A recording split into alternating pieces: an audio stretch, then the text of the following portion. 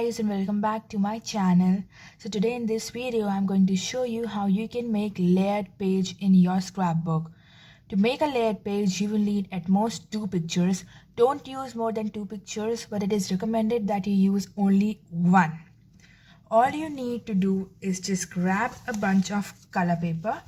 This is a pattern paper. I've already made a video on how you can make your own pattern paper. I'll link it down in the description.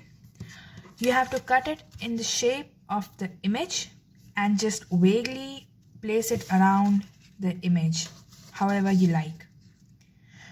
This is what you will paste in your scrapbook. Now, if you are using the paper pad which usually has thicker paper, you don't need to do the next step, but if you are using thin page like this one, you will need to stick it with the help of a double tape. So yeah, let's get started.